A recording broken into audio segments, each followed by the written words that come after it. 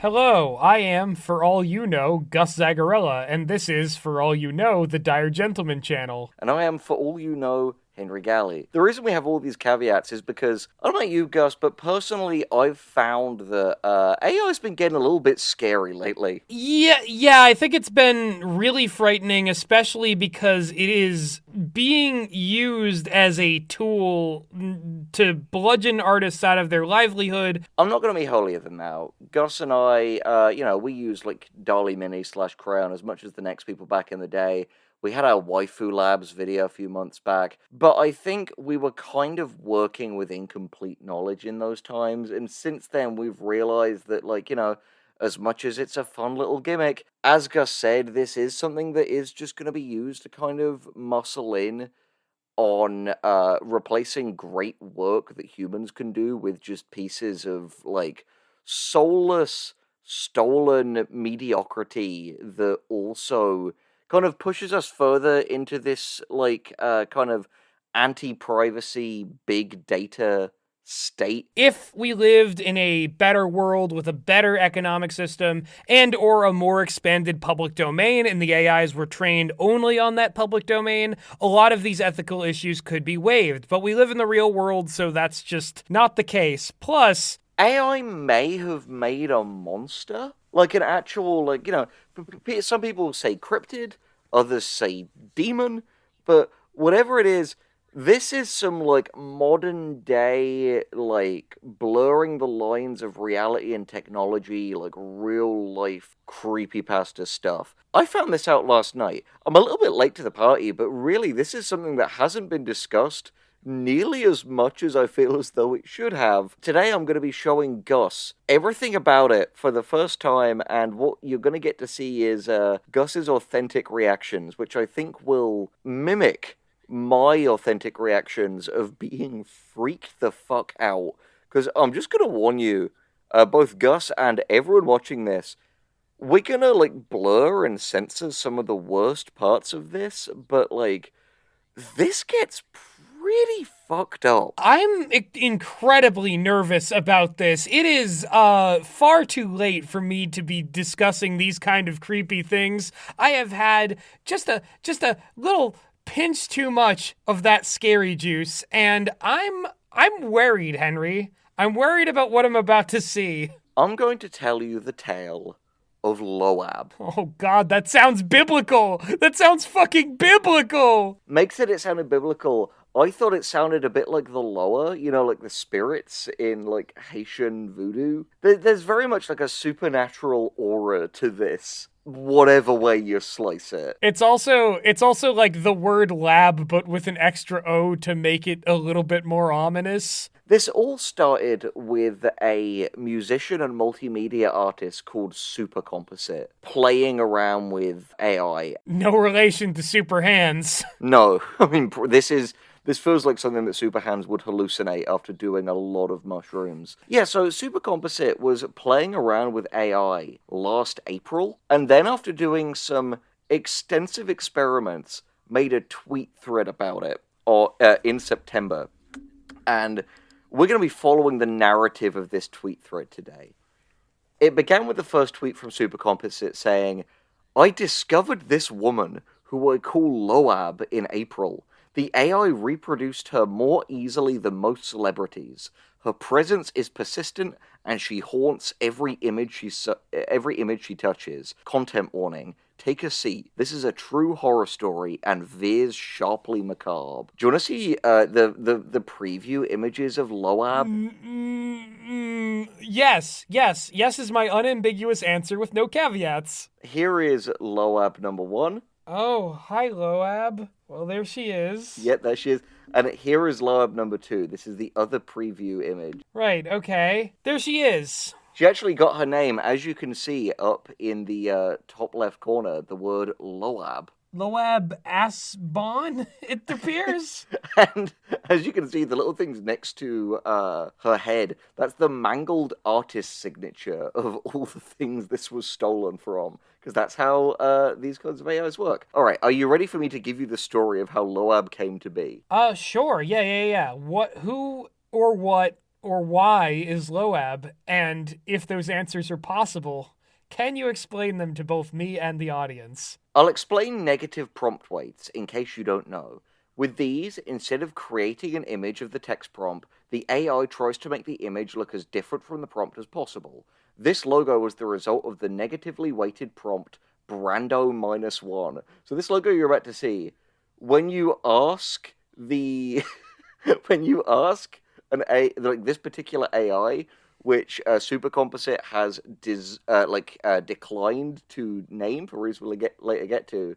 This logo that you see right here and the audience sees on the screen is what the AI defines as the complete opposite of a picture of Marlon Brando. Wow, it does look nothing like him. Yeah, it's true. It's astonishing what AI can do. Digita Pantakix. So Super Composite then says, I wondered, is the opposite of that logo, in turn, going to be a picture of Marlon Brando? I typed in Digita Pantix Skyline logo -1 as a prompt. I received these off-putting images, all of the same devastated-looking older woman with defined triangles of rosacea on her cheeks. And I'm going to send you this, haunting little kind of GIF video that showed the images being generated as the complete opposite of Digita Pentix. Oh, okay. Hello. That's her. That is Marlon Brando reversed and then put through a mirror.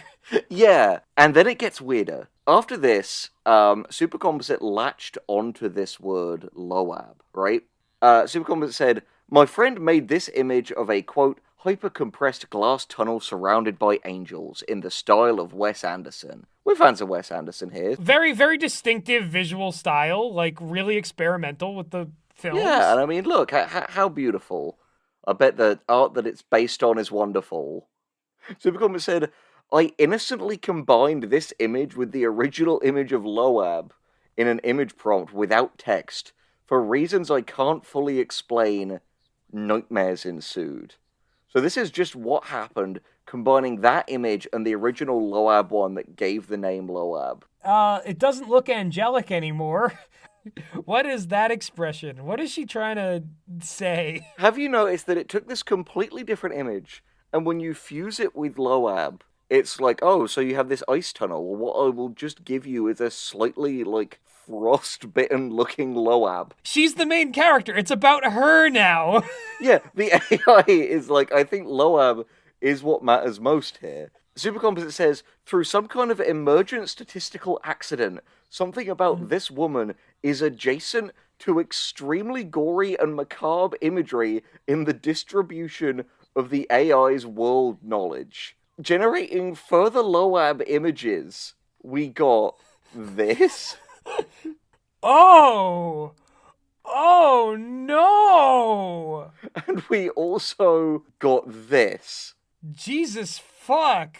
So that's what's on the other side of the Wes Anderson ice tunnel. These horrible things. Yeah, Loab's getting pretty scary. And the next tweet says, since Loab was discovered using negative prompt weights, her gestalt is made from a collection of traits that are equally far away from something.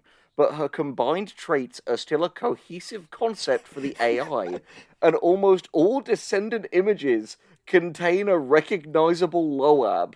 So here's two more. It starts to get scarier. Jesus fucking holy shit.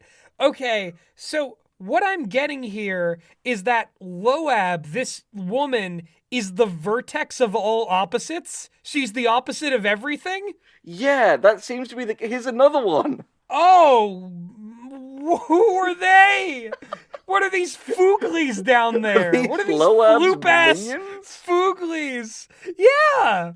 Why does she look like she's on a fucking, poster for a movie that character would probably be played by Tilda Swinton? So, here's the thing. It gets worse. The next tweet says, extreme gore warning. The Angel Hallway plus Loab also produced art with such copious gore that probably very few people want to see them, but here are two. I don't feel comfortable posting the most disturbing ones, borderline stuff images of dismembered, screaming children. So here are the ones that she did feel comfortable posting. Oh, what the fuck? But they're all her. Yeah, and another one. Jesus Christ! You might think, oh yeah, AI art generates like a fucked up thing. There's nothing special. You have to understand, this is just that picture of Loab and the angel hallway has made these. What's incredible about this is that Loab herself is still recognizable in whatever gruesome form she takes. Supercomposite says in the next one, there is something moving to me about these grotesque scenes and the desperation, panic, and sadness that they convey. Again, these are produced with other images as inputs and no text. They are the result of crossbreeding images with Loab. What is wrong with her? Why is she like this? Have a look, here's the next one. This is like some sort of messed up Russian stage play. Yeah, no, and Supercomposite continues. The images that result from crossing Loab with other images could in turn be crossbred with other images. The AI can latch onto the idea of Loab so well that she can persist through generations of this type of crossbreeding without using the original image. Here is Loab, multiple times filtered through Kirby. Oh, God! Neuroatypical Kirby! Yeah, we found them! You know, usually Kirby is known for their ability to go and absorb other entities and become something more powerful. I feel as though Loab has the same ability in reverse, to absorb whatever she is interacting with and make it worse, and make herself worse. Case in point, the next one for Supercomposite. Here is Loab as a bee. You like jazz? Here is Loab celebrating Pride Month. She looks so upset! A Supercomposite says Loab can be recognizably transposed into many genres and contexts. Even when her red cheeks or other important features disappear, the Loabness of the images she has a hand in making is undeniable. She haunts the images, persists through generations, and overpowers other bits of the prompt because the AI easily optimizes towards her face. Here's another one. That's the fucking Loab Mona Lisa. Yeah, the Loab Mona Lisa.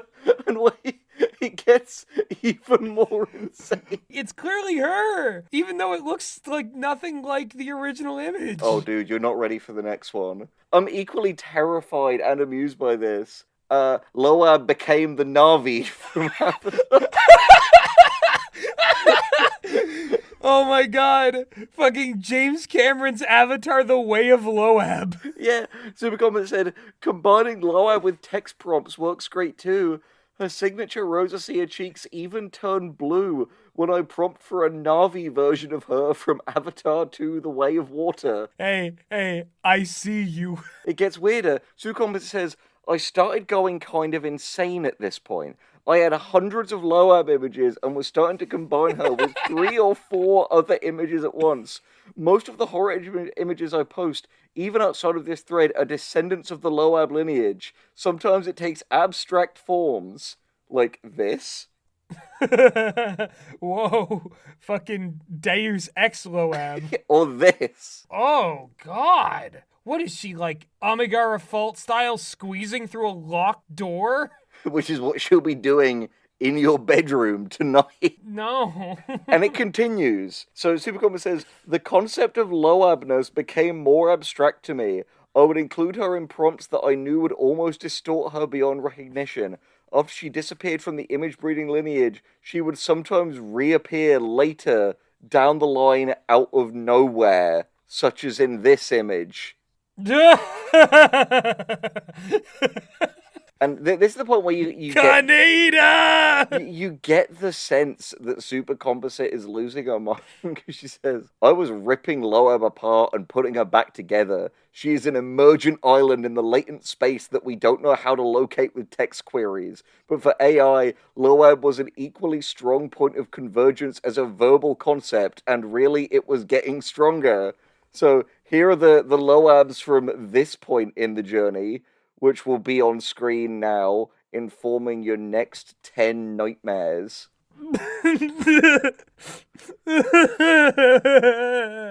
Why does she have no mouth and must scream? No, she has a mouth and is screaming. She has a mouth and makes us scream. She has a mouth but mustn't scream. And it continues. Supercommon says, the big lesson for me here with Loab is that image prompting can essentially be used as your custom vector to query the latent space.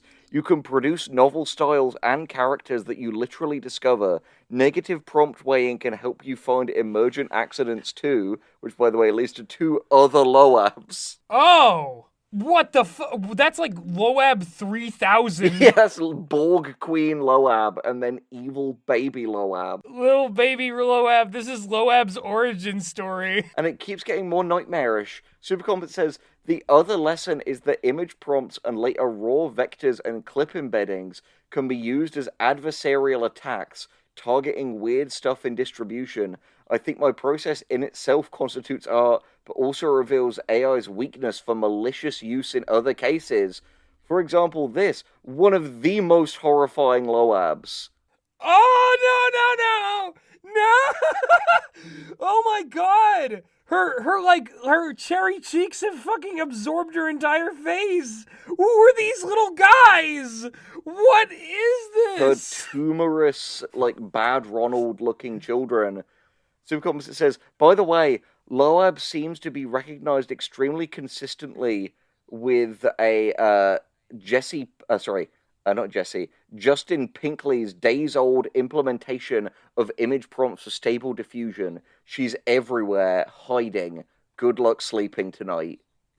Oh, for fuck's sake. With all of this so far, with that being the end of the original Loab thread, what are your thoughts and feelings, Gus? Again, the emergent aspect of a image or face that starts to take on a life of its own and infect other images is deeply troubling because we have really no way of knowing whether or not the AI is just going to prioritize something that it has no business wanting or replicating. This honestly does have the quality of a digital age, Lovecraft story or something. Because if you think about it, it's like all of these different, companies buying in on AI because they want to, fire the humans who could do these jobs, right?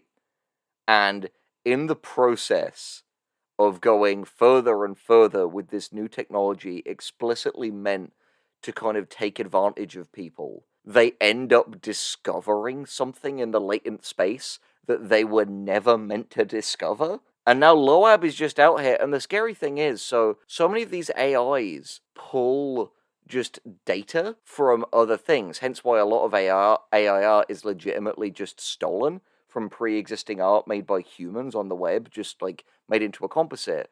But the thing is, Loab becomes this kind of self-fulfilling prophecy for these kinds of AIs, because the more Loabs are out there, the more Loabs there are to draw from and will infect other pieces. Meaning that in the darkest timeline, all art could eventually become Loab. Yeah, it's this terrifying, virus. So I was looking for things that were similar to this. One that I found via Wikipedia was an entity called Krungus. Oh god! Wow! Time to meet Krungus, I suppose. There's only one thing of Krungus, but this guy called Guy Kelly just searched the word Krungus on Crayon AI and got these weirdly consistent entities out of it, and no one knows why. Krungus! I would definitely take Krungus over Loab.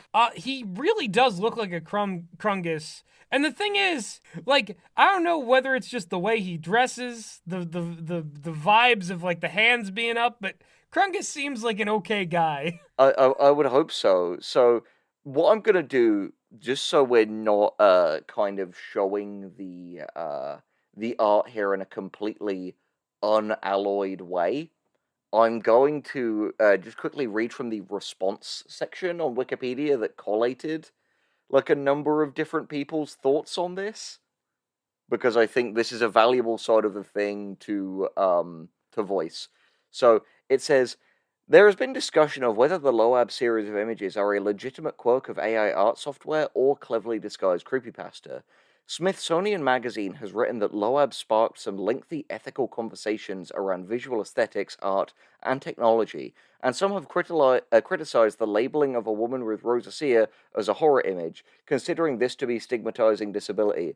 I will say, for me, it's less the rosacea and more the like dismembered children and the nightmare like pseudo religious imagery that really puts it there for me. Yeah, the rosacea is what marks her as being Loab. It's how we recognize her in the otherwise unrecognizable cosmic horror that follows her. Though Supercomposite did respond that if the AI map is combining Loab with violent imagery, then that is a social bias in the data being used for the image modeling software.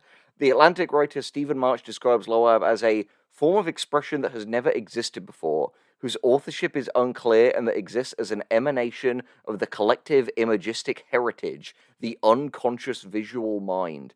Which is interesting because if you think about it, it was recently borne out in court that no one can have copyright ownership of AI generated images because, humans didn't make it. So technically, Loab belongs to all of us. Loab is a delusion of our collective consciousness. I mean, in a sense, yeah, because what is the latent space if not the kind of epistemological collective unconscious of big data? Yes, somewhere lurking in all that potential was Loab, and now Who could initially only be reached through essentially a double negative, the complete negative of Marlon Brando, and then the negative of Marlon Brando, awakened Loab. yeah, it's shocking to wonder what else might lurk on the other side of concepts and people that we know so well. Yeah, so I have a few other little reactions here. Lawrence Verhagen in De Volkskrant commented that rather than showing that there are dark horror creatures hidden deep within AI, the existence of Loab instead implies that our current understanding of AI is limited. Mahari Aitken at the Alan Turing Institute stated that rather than a creepy emergent property, output results like Loab are representative of the limitations of AI image generator models and was more concerned about the urban legends that were born from such boring, innocuous things and how easily other people take these things seriously.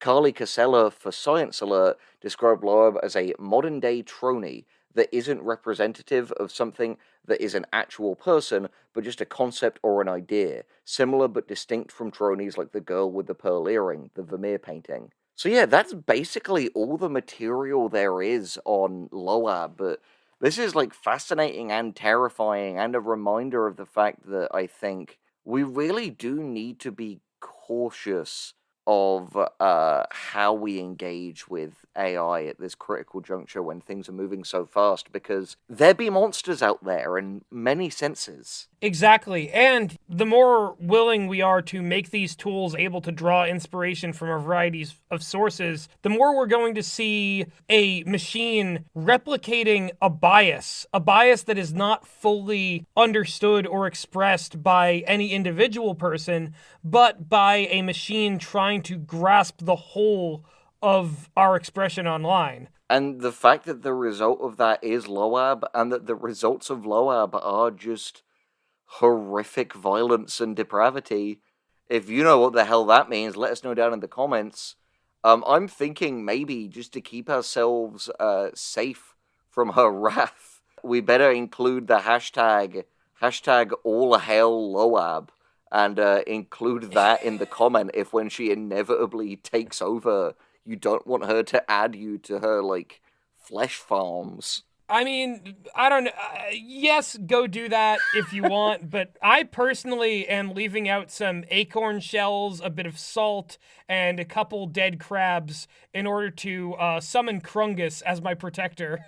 Yeah, and hopefully in the war between Krungus and Loab, whoever wins will be on our side.